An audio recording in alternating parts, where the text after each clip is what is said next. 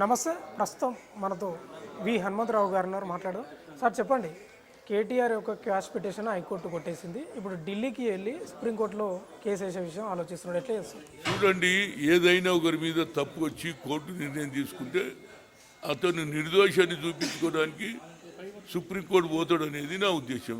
There is no alternate. ఇక్కడ కొట్టేస్తే అక్కడికే పోవాలి కదా. పోతాడు, ఆయన మనీ లాండరింగ్ చేసిండా లేదా దాంట్లో అనేది ఇవన్నీ బయటకు వస్తాయి అనేది నా ఉద్దేశం. ఎవరైనా ప్రభుత్వంలో ఉన్నప్పుడు తప్పు చేస్తే అది ఆటోమేటిక్గా ఇంతకుముందు అంటే మర్చిపోతుంది. ఇప్పుడు ఎవడు మరుస్తలేడు. ఏ తప్పున్నా తప్పనిసరిగా ప్రజలు అడిగే అధికారం ఉంది. దీనికి బాబాసాహెబ్ అంబేద్కర్ రాసిన సంవిధానంలోనే ఉన్నది. ఎవడు తప్పు ఓటింగ్ కూడా అట్లనే చేసిండు.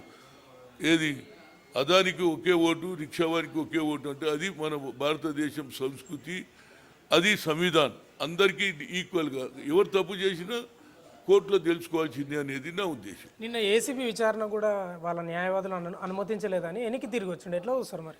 సరే, ఇప్పుడు మరి సుప్రీంకోర్టులో పోయి నాకు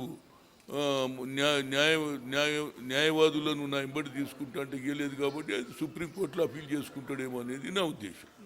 అంటే కేటీఆర్ గారు ఒకటే చెప్తున్నారు, రేవంత్ రెడ్డి నాపై కక్షపూరితంగానే వ్యవహరిస్తున్నాడు. దీనిలో వాస్తవంగా ఇది లొటపీస్ కేసు అని చాలా ఘాటుగా స్పందిస్తుంది. చూడండి, ఎవరే కానీ దెబ్బ తగిలినప్పుడు ఏదో అంటుంటాడు, దానికి జవాబు నా మీద కక్ష పెట్టినట్టు. నువ్వు తప్పు చేయకపోతే తప్పు కాలేదని చేస్తే తప్పు అని తెలుస్తుంది. కనుక అది శిక్ష అని కాదు, కక్ష అని కాదు. మా దగ్గర కక్ష వ్యవహారమే లేదు.